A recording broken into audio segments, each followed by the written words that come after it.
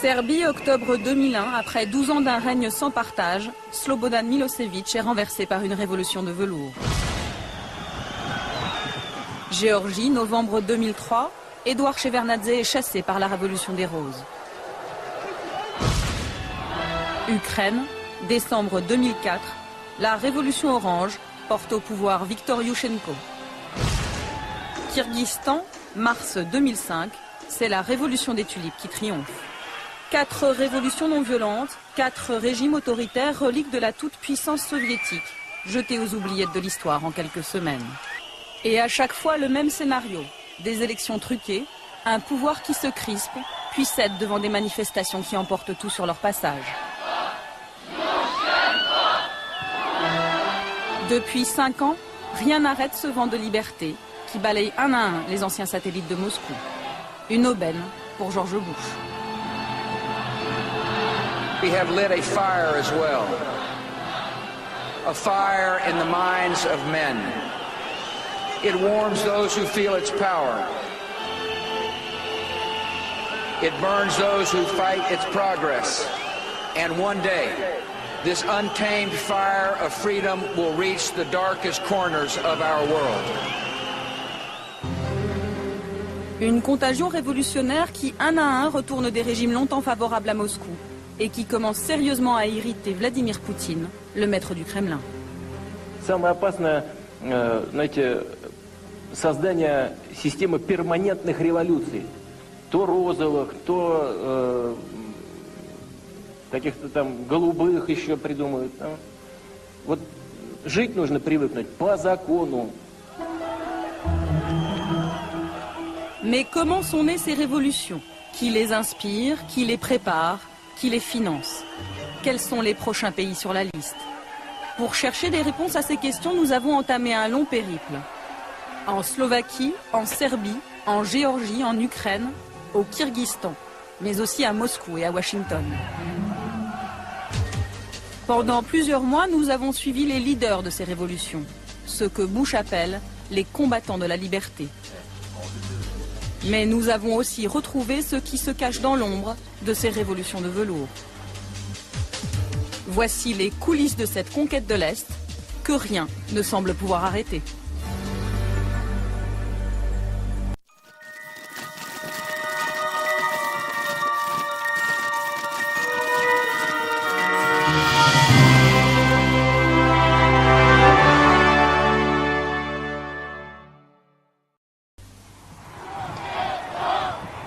Bratislava, février 2005. Nous sommes à quelques heures du sommet Bush-Poutine.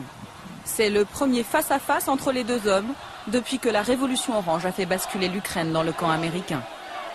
Officiellement, c'est le sommet de la réconciliation entre Moscou et Washington. Mais dans un salon discret de l'hôtel Marriott, c'est une toute autre partition qui se joue. Ce soir, la délégation américaine donne un cocktail très privé. Conseillers politiques, hommes d'affaires, lobbyistes. Dans ce salon, que des proches de George Bush, triés sur le volet. Et dans un coin de la salle, les stars de la soirée. Tous les leaders des révolutions de couleur qui ont balayé à l'Est les régimes favorables à Moscou. C'est George Bush qui les a invités personnellement pour les remercier. Je voulais vous remercier d'être tous venus ici. Ce qui nous rassemble, c'est notre cause commune, la liberté. C'est important que nous puissions nous parler entre Serbes, Ukrainiens et Géorgiens, et aussi avec nos amis biélorusses. Autour de la table, 3 vétérans de cette nouvelle internationale révolutionnaire. Ivan Marovic, 33 ans, leader du mouvement étudiant serbe Otpor, qui a fait tomber Milosevic. Giga Bokeria, 34 ans, leader du mouvement étudiant géorgien Khmara, qui a renversé Edouard Shevardnadze. Vladislav Kaskiv, 32 ans, ukrainien, leader de la révolution orange. Autour de la table, on fait des projets. Tu sais, on m'a demandé d'aller voir ce qu'on peut faire à Cuba. T'as besoin d'un visa pour aller à Cuba, toi? Eh bien, pas nous. Pas nous.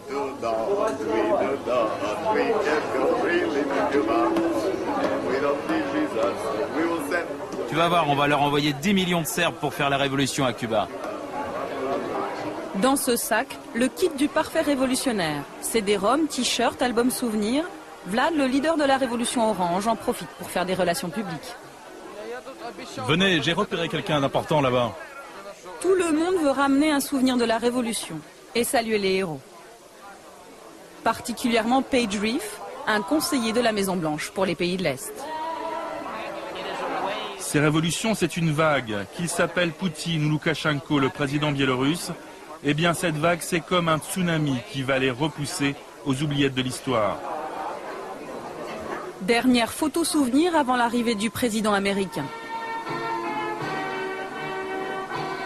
Demain, ils auront tous le privilège d'un entretien privé.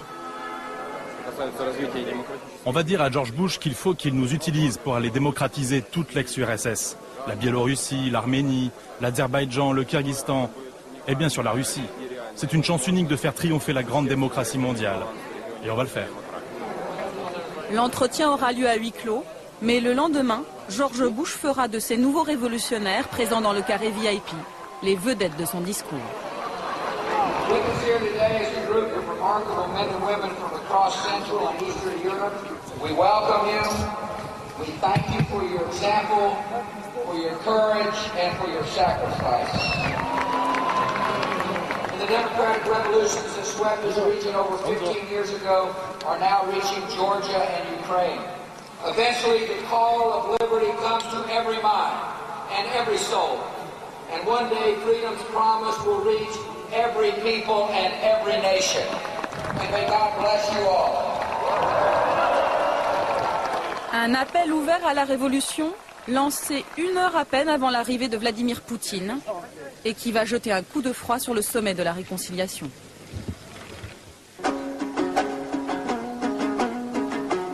Dix jours plus tard, notre enquête nous conduit à 6000 km de Bratislava, au Kyrgyzstan.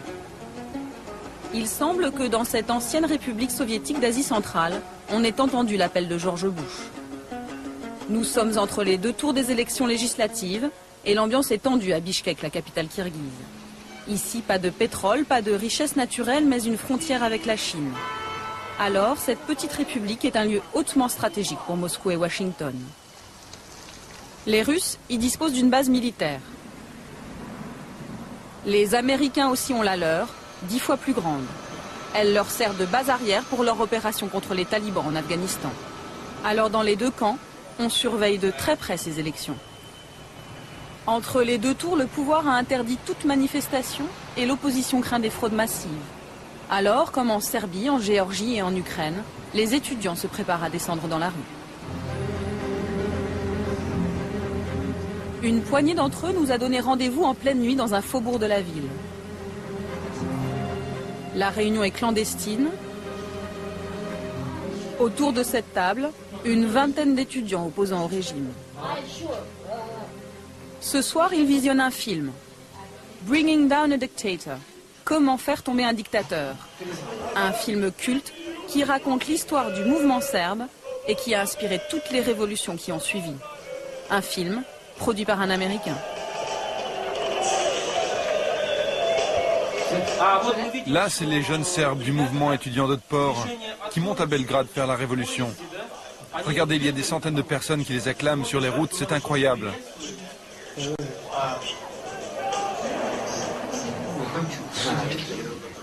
Là, c'est leur leader. Ils racontent qu'eux non plus n'avaient pas de bureau, comme nous. Eux aussi étaient obligés de se rassembler clandestinement dans les cafés et de communiquer par Internet. Ce film, on l'utilise dans nos séminaires pour montrer aux étudiants que l'on peut faire quelque chose au Kyrgyzstan. Si les Serbes sont arrivés à faire leur révolution, pourquoi pas nous? Ce film, ça prouve tout simplement que des étudiants, des jeunes, peuvent faire tomber un régime. Tous ensemble.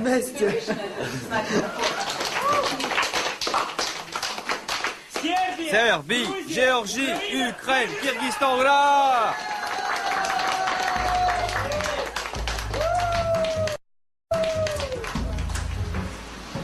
Ce film, Edil l'a vu des dizaines de fois. Comme beaucoup de combattants de la liberté, il a étudié aux États-Unis grâce à une bourse offerte par le gouvernement américain. Juste retour des choses, aujourd'hui il travaille pour NDI, l'Institut national démocrate, une fondation dirigée par Madeleine Albright. Pour ces élections, c'est lui qui est chargé de recruter des observateurs indépendants. Ce matin, il fait une dernière réunion. Les autres observateurs attendent de vous que vous soyez des leaders. Ils attendent que ce soit vous qui posiez des questions lorsqu'il y aura des infractions dans les bureaux de vote. Soyez actifs, surtout les jeunes. Vous êtes l'avant-garde. J'espère que j'ai été convaincant. Regardez, j'ai même l'écharpe orange qui vient d'Ukraine. J'ai passé 1 mois et demi en Ukraine. C'est l'Institut national démocrate qui a envoyé Edil observer 1 mois et demi les coulisses de la révolution orange. Ça, c'est le fameux imperméable de la révolution orange. Je me souviens, c'était tard. La nuit, sur la place centrale, il faisait froid, il y avait de la neige, et il y avait des milliers de personnes qui portaient ces imperméables. J'étais tellement fasciné par l'opposition ukrainienne, ils avaient tellement d'argent, ils étaient tellement organisés, que j'ai pris ça pour le montrer à tout le monde ici et dire, regardez, ils étaient prêts à la révolution, ils avaient même leurs imperméables qu'ils distribuaient dans les rues. Ça se porte comme ça.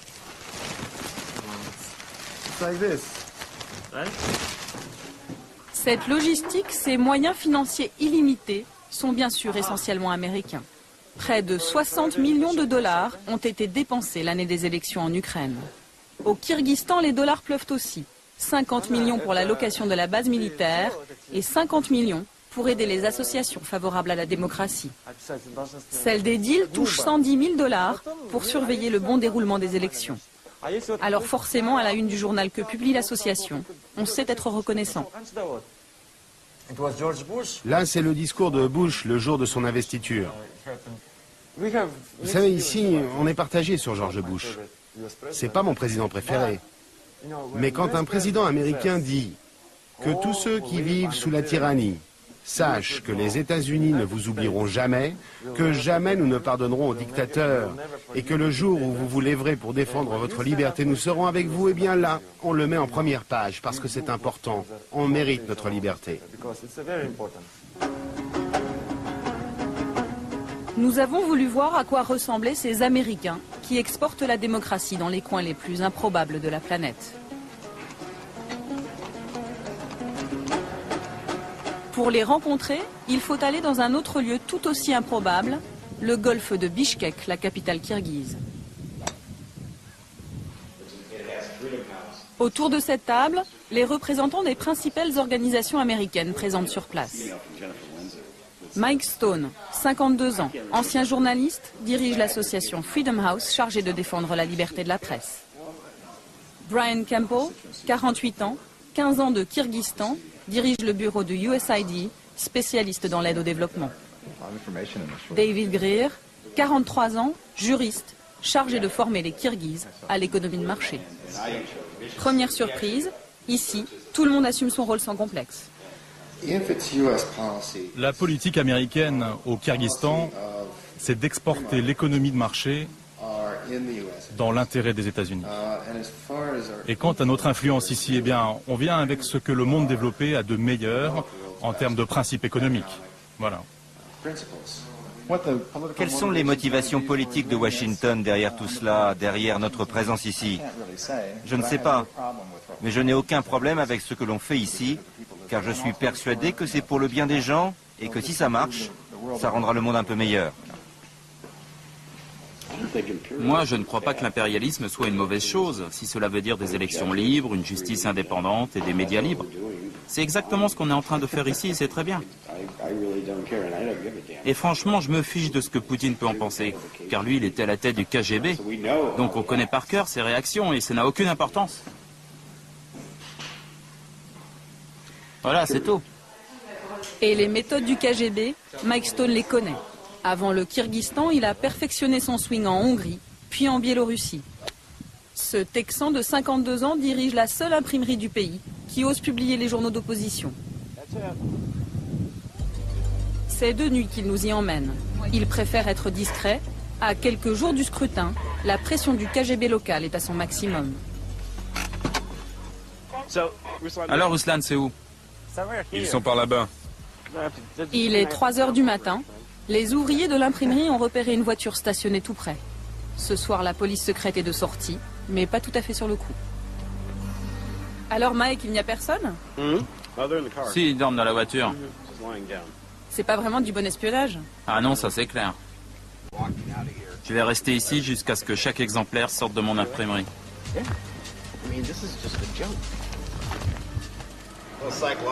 Tout ça, c'est de la guerre psychologique. T'inquiète. Si ça continue, je vais leur mettre de la musique country à fond. Tu sais, du Hank Williams. Jusqu'à ce qu'ils craquent et qu'ils décarpissent. Je suis sérieux, c'est comme ça qu'on a fait au Panama. On passait du rock devant le palais présidentiel jusqu'à ce que Noriega se rende. Vous vous souvenez? C'est ici que Mike et son association Freedom House impriment les 6 journaux d'opposition du pays. Avant son arrivée, il dépendait entièrement du bon vouloir du pouvoir. Dans l'imprimerie, le ton est tout de suite donné. Sur les murs, un message d'encouragement du peuple américain au peuple kirghize. Et sur les rotatives, un petit rappel du nom du généreux donateur, le département d'État américain chargé de la démocratie, du travail et des droits de l'homme. Tout un programme. Mais depuis 10 jours, le gouvernement kirghize a privé l'imprimerie de courant à cause de cette une. Ça, c'est la fameuse une. On peut lire la maison que le président Akayev s'est fait construire.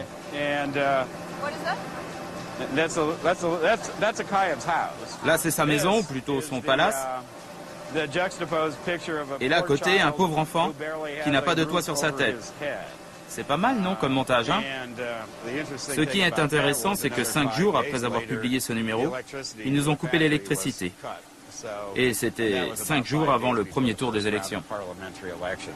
L'imprimerie fonctionne désormais grâce à 2 générateurs prêtés par l'ambassade américaine. Mais le bruit court dans tout Bishkek que c'est pour une toute autre raison que Mike est privé d'électricité. Il paraît que vous avez publié ici un manuel pour faire tomber les dictateurs. Ah oui, ça, qu'est-ce que c'était? Je me souviens plus du titre. Je crois que ça s'appelle « De la dictature à la démocratie ». Mais c'est bien le livre qui a inspiré tous les jeunes révolutionnaires, ukrainiens, serbes, géorgiens. C'était leur Bible, non?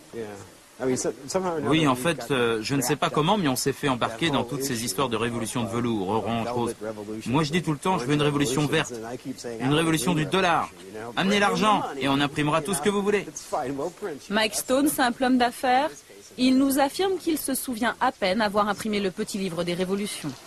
Pourtant, c'est bien chez Mike Stone que Tolekan Ismailova, membre de l'opposition kirghize, s'approvisionne.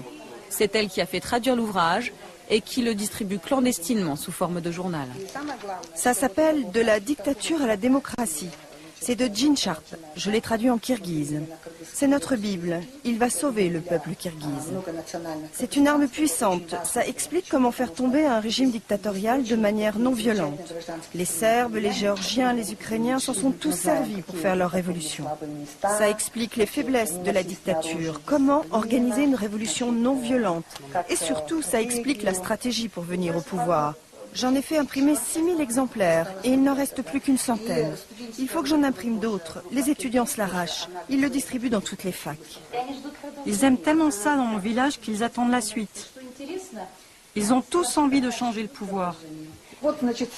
J'ai envoyé des milliers de copies dans tout le pays. Dans le nord, on a des militants qui le distribuent. Dans le sud, c'est déjà très populaire. Ça commence à marcher. Les révoltes ont déjà commencé là-bas. Retour à l'imprimerie. Mike Stone prépare la une du lendemain. Une première page encore très politique qui ne va pas arranger ses relations avec les autorités. Regardez, là c'est le président Kuchma, l'Ukrainien, et Shevardnadze, le Géorgien. Ils ont été rayés. Et puis on a écrit Akayev est le prochain sur la liste. Akayev, c'est le président kirghize, bien sûr. Élu la première fois il y a 15 ans, à plus de 95% des voix. En fait, ça pourrait être un nouveau jeu. Nommez le dictateur, essayez de savoir qui est qui. Là, Loukachenko, Poutine, et là, c'est qui? Visiblement, Mike Stone n'a peur de rien, sans doute, parce qu'il peut compter sur le soutien indéfectible de son patron, le sénateur républicain John McCain, un proche de George Bush. Nous sommes allés le rencontrer au Sénat américain à Washington. C'est lui qui dirige depuis plus de 10 ans le puissant IRI, l'Institut international républicain chargé d'exporter la démocratie dans le monde. C'est son institut qui finance en partie l'imprimerie de Mike Stone et le sénateur n'y voit aucune ingérence dans les affaires kirghizes.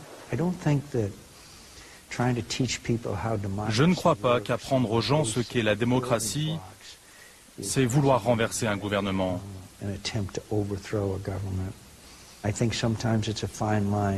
C'est vrai qu'il y a une frontière fine entre encourager la démocratie et intervenir dans les affaires intérieures d'un gouvernement. Mais je suis persuadé que même sans l'aide des fondations américaines, il y aurait eu un jour des révolutions en Ukraine, en Géorgie, au Liban. C'était inévitable.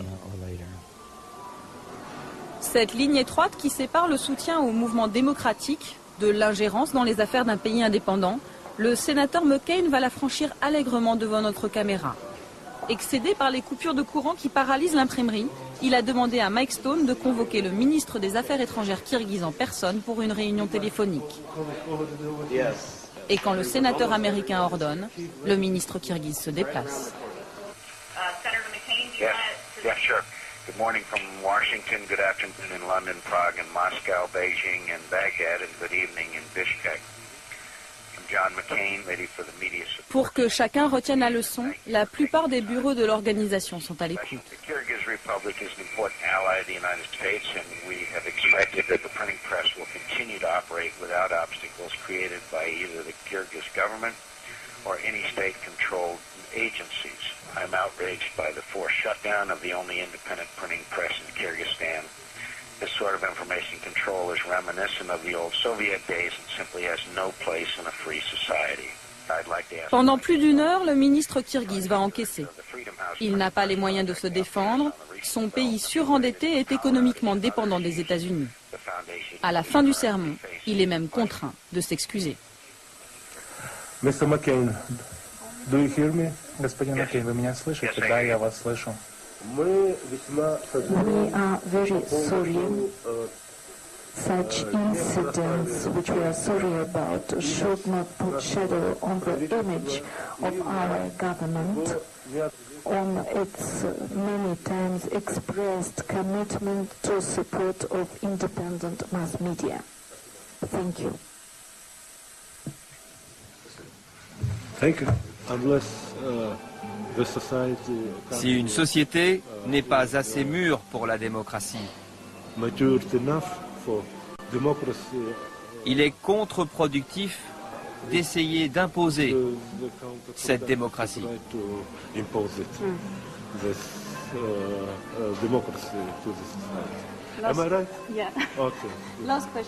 Beaucoup de personnes aujourd'hui parlent d'une révolution orange au Kyrgyzstan. Vous pensez que c'est possible? Je ne crois pas à la révolution orange. Je ne pense pas qu'on en ait besoin. Mauvaise analyse politique. 10 jours plus tard, la révolution éclate avec bien sûr les étudiants au premier rang des manifestants. Les slogans, les symboles, les fleurs offertes aux forces de l'ordre, le choix d'une couleur, tout est conforme aux méthodes mises au point avant en Serbie, en Géorgie et en Ukraine.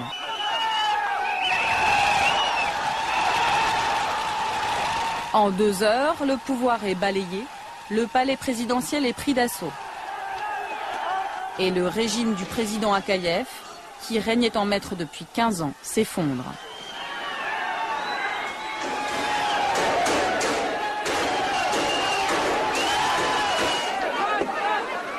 Mais Edil n'a pas pu profiter de la victoire, il a été l'un des tout premiers à être arrêté. On le voit sur ces images de la télévision kirghize se faire embarquer par les forces de l'ordre. Quelques jours plus tard, nous le retrouvons. Il nous a donné rendez-vous devant le palais présidentiel, fermé pour cause de révolution. Pour lui, aucun regret, la fin justifie bien les moyens. On dira encore, comme pour la révolution ukrainienne, comme pour la révolution géorgienne, que tout ça c'est un projet américain. Eh bien, même si ça l'est, ça m'est égal. Je ne vais pas m'excuser. Et personne ne devrait s'excuser. On vit au XXIe siècle. Les dictateurs doivent savoir que leur heure a sonné. Les États-Unis font tomber des dictatures et alors, c'est pas de l'ingérence. On vit à l'heure des droits de l'homme, de la démocratie. C'est comme ça. En fait, ce qu'on ressent, nous tous ici à l'imprimerie, c'est sans doute un sentiment de mission accomplie. Nous laissons Bichkek à sa révolution et Mike à ses affaires. Direction Boston. Nous voulons rencontrer l'auteur du petit livre que tous les révolutionnaires s'arrachent. Il travaille ici à la fondation Einstein qu'il a créée en 1983. C'est un universitaire qui théorise depuis 40 ans sur la révolution non violente. Il s'appelle Gene Sharp. Il a écrit son livre il y a 15 ans. Depuis que les révolutionnaires serbes en ont fait leur Bible, les traductions se multiplient. Je n'en reviens pas. Il a déjà été traduit en 21 langues. Et il n'en finit plus de se répandre. Son livre « De la dictature à la démocratie » est un véritable mode d'emploi de la révolution pacifique, avec des recettes simples comme « Comment fraterniser avec la police, pilier de toutes les dictatures ». Par exemple, en Serbie, l'opposition a appliqué à la lettre nos conseils.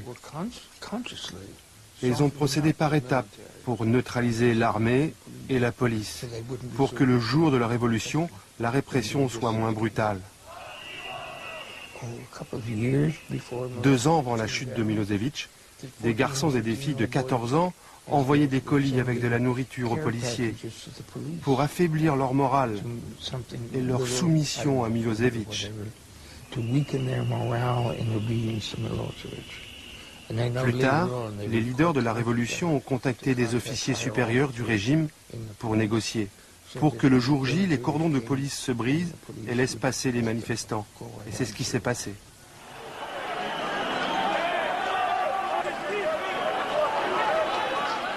Mais l'homme de l'ombre, celui qui depuis la révolution serbe répand livre en main les bons conseils de Gene Sharp sur le terrain, n'a rien d'un universitaire. C'est un ancien militaire que nous cherchons à joindre depuis 4 mois. Il s'appelle Bob Elvie, parle rarement aux journalistes, mais nous a promis d'être là aujourd'hui.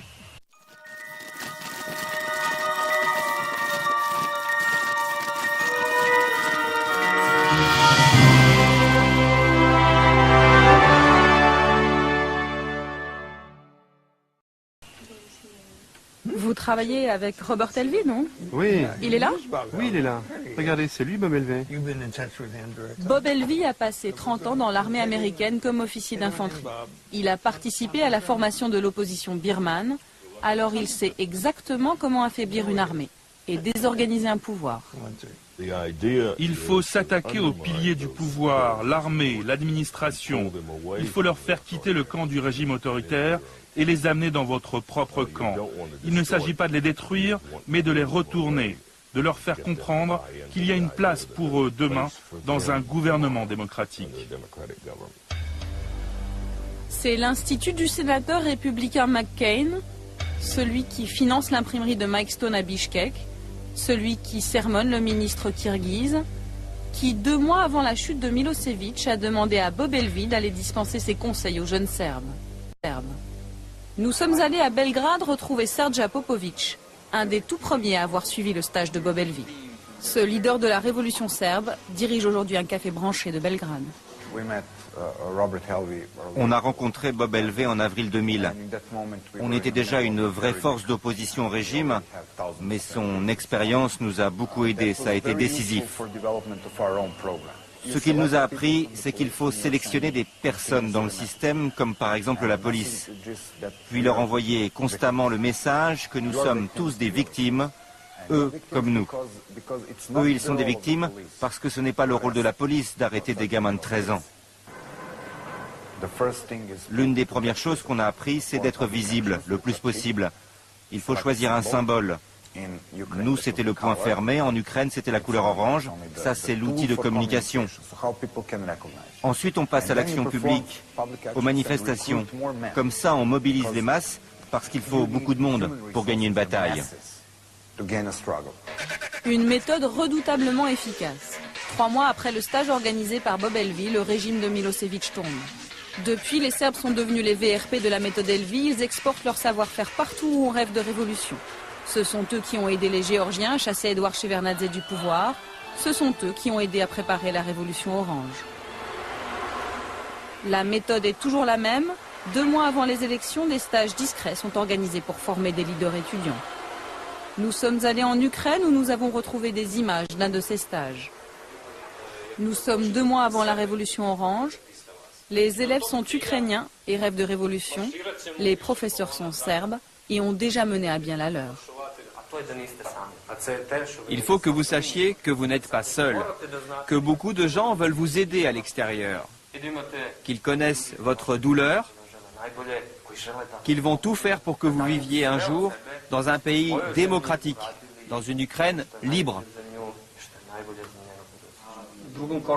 On leur a appris comment créer leur organisation, comment faire de leur mouvement une véritable marque, comment créer des logos, comment faire passer des messages, comment recruter du monde, mobiliser les gens autour de leur cause, et bien sûr, comment trouver de l'argent. Autres intervenants pendant ces stages, les représentants des organisations américaines. Ce sont eux qui payent les Serbes pour intervenir ici. Ceux-là appartiennent à la fondation du sénateur McCain et à Freedom House. Le pouvoir est convaincu qu'il va encore s'en sortir en trichant. Que personne ne les regarde. Il faut que l'on change cela. Qu'ils sachent qu'on les observe. Vous avez tous déjà vu Spider-Man, Batman ou Superman. Bon, à chaque fois, il y a un personnage que personne ne voit, qui contrôle la ville, qui observe tout, qui est partout. Eh bien, c'est exactement ce qu'on doit faire. Être partout et terroriser le pouvoir. 10 jours après ce premier séminaire, les meilleurs éléments sont en Crimée pour un stage plus pratique. C'est ici que les formateurs serbes mettent la dernière touche à la véritable petite armée chargée de mobiliser les électeurs ukrainiens. Nous ne sommes plus qu'à 1 mois et demi des élections. Ce stage est financé par Freedom House, la même organisation qui finance l'imprimerie du Kyrgyzstan. Nous décidons donc d'aller à New York au siège de Freedom House. C'est Adrian Karatnitsky qui, au sein de l'association, est chargé du dossier ukrainien. En passant dans le couloir avant d'arriver dans son bureau, il en profite pour nous donner un petit cours de démocratie. Les pays libres sont en vert. L'Ukraine et la Géorgie sont encore en jaune, c'est-à-dire semi-libres. Car cette carte date de l'année passée, juste avant la révolution orange. Et puis ils n'ont pas encore consolidé leurs institutions. Et en bleu, ce sont les pays cibles, les pays qui ne sont pas libres. C'est la Russie, la Chine, l'Iran, l'Arabie Saoudite, etc. Pour les Ukrainiens, on a donné une petite bourse de $30 000 pour qu'ils puissent rassembler des centaines d'activistes dans le sud de l'Ukraine, en Crimée. Ils ont été entraînés à l'action civique et à surveiller les élections.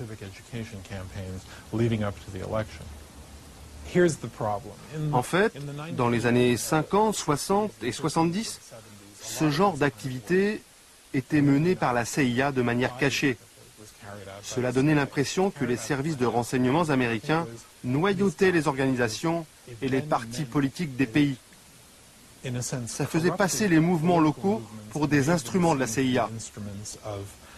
Il a donc été décidé que les États-Unis feraient désormais ce genre d'activité de manière transparente et publique. Et c'est ce qu'on fait avec nos fondations. Et la méthode est efficace. Nous sommes allés le vérifier en Géorgie, une Géorgie qui depuis la révolution des roses en 2003 a basculé dans le camp américain. Cet après-midi, Tbilissi, la capitale, attend la visite du président Bush. Les États-Unis déversent ici plus de $100 millions par an d'aides diverses et possèdent, comme au Kyrgyzstan, une base militaire stratégique.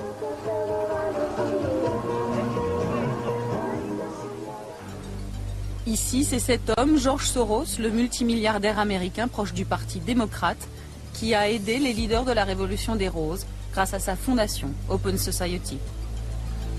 Kahal Omaya était à l'époque le représentant géorgien de la fondation de George Soros. Depuis, il est devenu ministre de l'Éducation nationale. On a joué un rôle important pendant les élections. L'un de nos programmes, par exemple, c'était d'inciter les gens à aller voter. On a financé toute une série de concerts de rock, distribué des tracts, diffusé de la publicité à la télévision, etc., etc. Tout cela nous a coûté à peu près 300 000 $.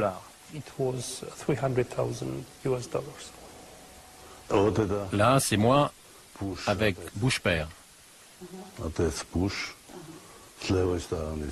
L'ancien président de Géorgie, Edouard Shevardnadze, lui, n'est plus rien du tout. Chassé du pouvoir, il vit avec ses souvenirs et une certitude. Les jeunes politiciens qui ont pris le pouvoir ont été pour la plupart financés par George Soros, le célèbre milliardaire américain.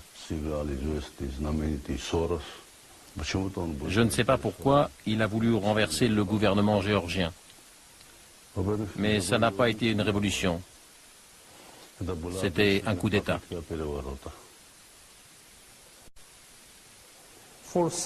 C'est vrai, certains dictateurs d'Asie centrale et d'autres pays de l'ex-URSS ne comprennent pas ce que l'on fait.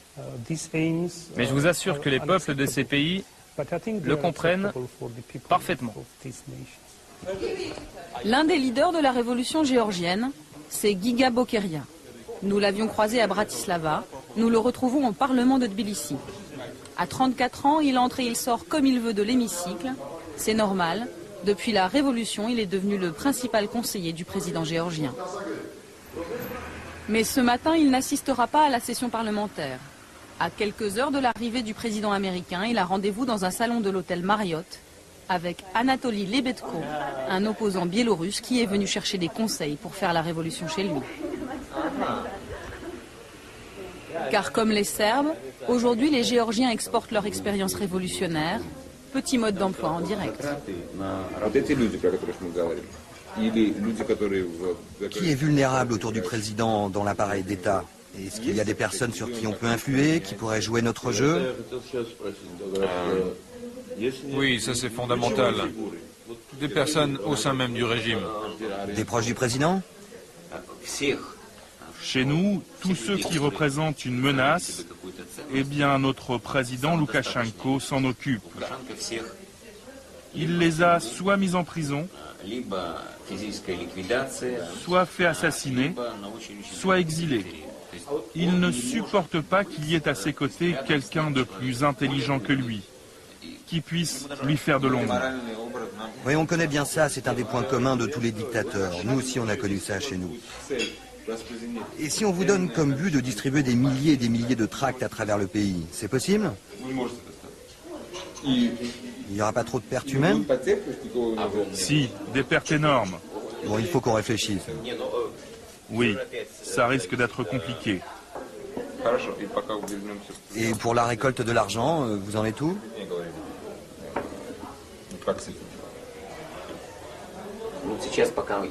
Pour l'instant, on a surtout un soutien politique et des promesses d'aide. Il y a une décision du Congrès des États-Unis qui doit nous donner plusieurs millions de dollars, mais on attend. La question principale, c'est effectivement l'argent. On va vous aider. On va faire quelque chose pour vous. On va vous donner des recettes pour prendre le pouvoir. Tu crois pas qu'il vaut mieux qu'ils éteignent la caméra? Vous pouvez arrêter de filmer, là? 2 heures plus tard, dans le hall de la Banque centrale, Giga a remis son costume de conseiller. Avant l'arrivée de George Bush, le président géorgien s'apprête à rencontrer les correspondants de la Maison-Blanche. Pour nous, cette visite de Bush, c'est comme revenir sur la carte du monde après 200 ans de colonisation par l'Empire russe et soviétique. Celui qui invite ce soir, c'est lui, Bruce Jackson. Ancien officier de l'armée américaine, il est passé par les renseignements militaires et Lockheed, une multinationale de l'armement. Aujourd'hui, il dirige une fondation appelée sobrement Projet sur les démocraties en transition. En fait, on le retrouve partout où naissent les révolutions de velours. L'homme est discret, pourtant il accepte de nous faire partager sa vision du monde. C'est simple, ce qu'on voit en Russie, ça ne nous plaît pas. Il n'y a pas assez de démocratie et le pouvoir oppresse le peuple. C'est décevant. Ce qu'on voit ici, par contre, ou en Ukraine, eh bien ça nous plaît. Ça correspond à ce que l'on attend d'eux, ce qu'on attend d'une démocratie. Le choix est simple. D'un côté, c'est décevant, de l'autre, c'est excitant. Officiellement, Bruce Jackson n'est pas en tête sur la liste du protocole. Pourtant, quand le président géorgien arrive, C'est lui qu'il salue en premier. Monsieur le Président, laissez-moi vous présenter Brian, de CBS. Mikhail Saakashvili, 36 ans, est le plus jeune président du monde. Avocat, il a été formé à Harvard. Il doit beaucoup aux États-Unis. Et il le sait. Après tant d'années d'oppression et de corruption, la Géorgie est aujourd'hui un exemple vivant que la démocratie peut marcher dans cette région du monde. On croit dans les mêmes valeurs que les Américains et on se souvient de ce que les États-Unis ont fait pour nous ces dernières années. On est très heureux de vous accueillir ici. Et depuis qu'il peut compter sur le soutien sans faille des États-Unis, le jeune président géorgien n'hésite pas à s'en prendre directement à l'ex-grand frère soviétique. C'est clair qu'il faut que les bases russes quittent la Géorgie. On veut le faire de manière civilisée, on ne veut pas les pousser dehors. Mais regardez donc les Syriens, ils ont bien quitté le Liban en 3 semaines alors qu'ils avaient 4 fois plus d'hommes que les Russes ici. Tout le monde doit comprendre aujourd'hui qu'il n'y aura plus jamais d'empire soviétique. À quelques pas du président géorgien, Bruce Jackson est très attentif. J'ai dit quelque chose qu'il ne fallait pas? Non, continuez, Monsieur le Président, tout va bien. Allez, c'est bon, laissez le Président un peu tranquille, il n'a même pas pu boire un verre de vin. On vous présente souvent comme l'homme de l'ombre de ces révolutions. Oui, je sais, et ça m'attriste que la presse française écrive ce genre de choses. Ce n'est pas ce que je fais. Vous savez, il y a plein de gens du gouvernement ici, beaucoup plus intéressants à voir que moi. Fin de l'interview. Bruce Jackson s'éclipse discrètement avec Giga. Nous lui arrachons tout de même la promesse de nous recevoir au siège de sa fondation à Washington. Au centre de Tbilissi, l'ambiance monte. L'arrivée de George Bush est annoncée dans 1 heure et plus de 200 000 personnes se sont rassemblées sur l'ancienne place Lénine, rebaptisée Place de la Liberté. Anatoly Lebedko, le Biélorusse, continue sa tournée des sponsors. Nous le retrouvons dans les bureaux de l'IRI, la fondation du sénateur McCain. Au mur, un t-shirt imprimé par la fondation et qui annonce toutes les dates de la grande tournée des révolutions, avec celles déjà faites et les autres marquées TBD, To Be Done, en français, celles à faire. Les prochains sur la liste, c'est nous, les Biélorusses. Les élections sont prévues en 2006. C'est un beau palmarès, non? Les prochains, c'est vous? Oui, c'est sûr. L'année prochaine, c'est pour nous. Pour sa première rencontre avec George Bush, Anatoly ne fera pas partie des invités qui comptent. Il lui reste une révolution à faire pour prétendre au carré VIP.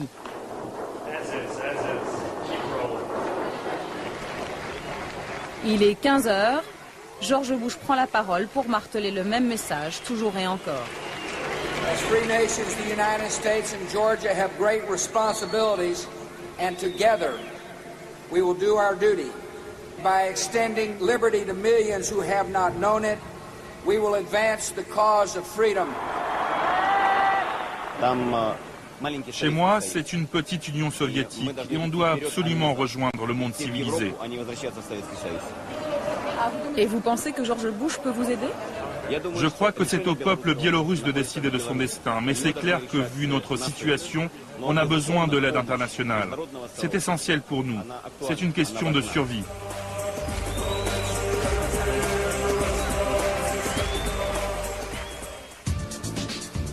Quelques jours plus tard, direction Washington.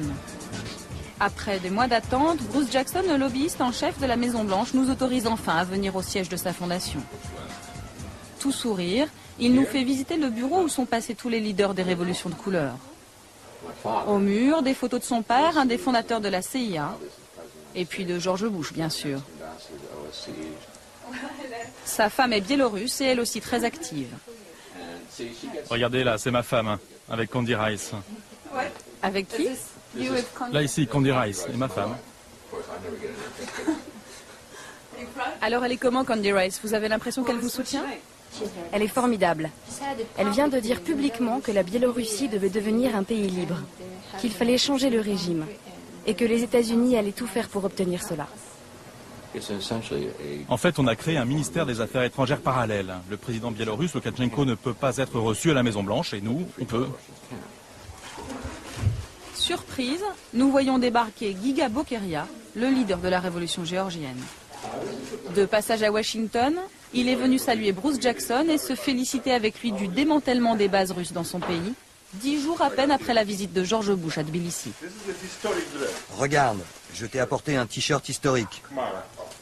Je ne suis pas sûr de la taille, mais c'est le t-shirt de la révolution géorgienne. C'est un collector, il n'en reste que 12 en Géorgie.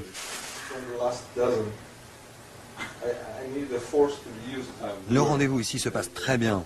Tu sais, ils sont très contents de toi ici. Tu fais du très bon travail. C'est bien.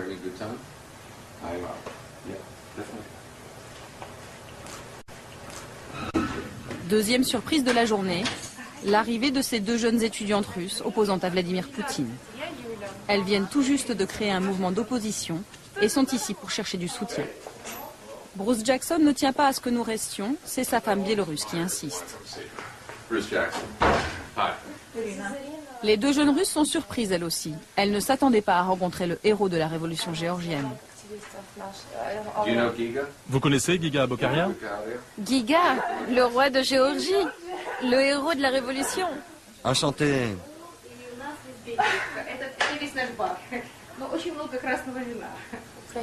Si les Ukrainiens ont réussi à se sortir de là, alors pourquoi pas nous? C'est pour cela que c'est très important de rencontrer des gens comme Bruce Jackson ou comme Giga. Ils peuvent nous conseiller, c'est essentiel. En fait, ça se répand dans des pays de plus en plus grands. Ça a commencé dans la petite Serbie, puis la Géorgie, puis l'Ukraine, puis pourquoi pas l'immense Russie. En Russie, c'est une question de temps et bien sûr du prix humain qu'il faudra payer. Jusqu'où le régime sera prêt à aller pour rester en place. Mais je suis certain que ça arrivera. Vous allez les conseiller? Je n'appellerai pas ça du conseil. Je leur parle de mon expérience et de toutes ces recettes que vous connaissez. Après, ils verront bien ce qu'ils pourront faire concrètement chez eux, en Russie. La réunion durera plus d'1 heure, mais hors caméra. Bruce Jackson nous a prévenus, faire la révolution en Russie, c'est-à-dire s'attaquer directement à Poutine, est un sujet trop sensible. C'est pourtant le prochain objectif. 3 jours plus tard, nous décidons d'aller à Moscou retrouver Yulia, l'une de nos étudiantes russes. Depuis que les révolutions s'enchaînent à l'Est, l'ambiance s'est durcie et la police traque le moindre mouvement de contestation. Yulia a installé les bureaux de son tout jeune mouvement ici, au rez-de-chaussée de cette maison du centre de Moscou. Notre mouvement s'appelle Aborona, ça veut dire défense. On est tout jeune, ça ne fait que 2 mois qu'on a fait notre première manif. Voilà notre logo. C'est avec ce drapeau qu'on va au rassemblement. C'est le même que les Serbes, les Géorgiens. On l'a pris comme symbole de lutte commune. Nous, notre objectif principal, c'est lui, Poutine. On en a marre de lui, marre de ce régime policier qu'il a instauré en Russie.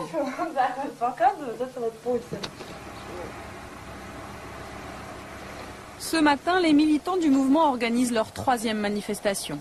Tous ont été arrêtés après la 2e et sortent juste de garde à vue. Les flics nous ont vraiment pris comme cible ces derniers temps. Les aumônes, les forces spéciales, nous ont même fichés.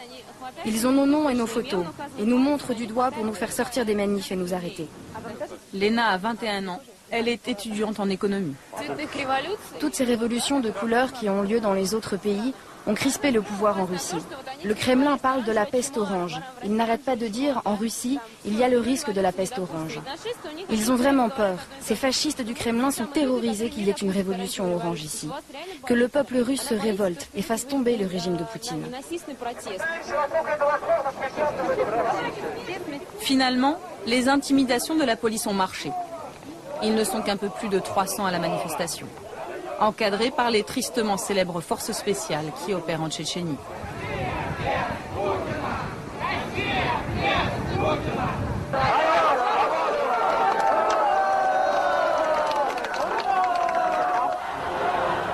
La réponse de Vladimir Poutine aux menaces de révolution, la voici. Ils s'appellent les Nashis, ce sont les jeunesses poutiniennes, un mouvement très encadré par le pouvoir russe et créé juste après la révolution orange. À chacune de leurs manifestations, ils sont des dizaines de milliers à faire front. contre ce qu'ils appellent le virus révolutionnaire. Мы никогда и никому не отдадим нашу страну. В нашей стране всегда будем только мы. И только мы будем ею управлять. Au Kremlin, on a même mis secrètement en place un ministère de la contre-révolution. C'est l'éminence grise de Poutine, Gleb Pavlovski, qui en a eu l'idée. C'est un fidèle du pouvoir. Vous savez, les Nashis, ça n'est que la partie visible de la contre-révolution, du front uni pour Vladimir Poutine. Si on nous y pousse, on pourra activer toutes les armes de ce front, et elles sont redoutables. On va commencer par résister à nos frontières. On ne va pas laisser les États-Unis se mêler de nos affaires. On ne veut pas que l'Amérique soit chez nous, dans notre maison. On ne veut pas que les États-Unis nous apprennent à être russes. Si les Américains décident d'aller jusqu'au bout de leur conquête de l'Est, et si la révolution russe a vraiment lieu, beaucoup prédisent qu'elle aura une couleur toute choisie. Rouge. La couleur de l'affrontement inévitable entre deux forces que lentement mais sûrement, on est en train de dresser dangereusement l'une contre l'autre.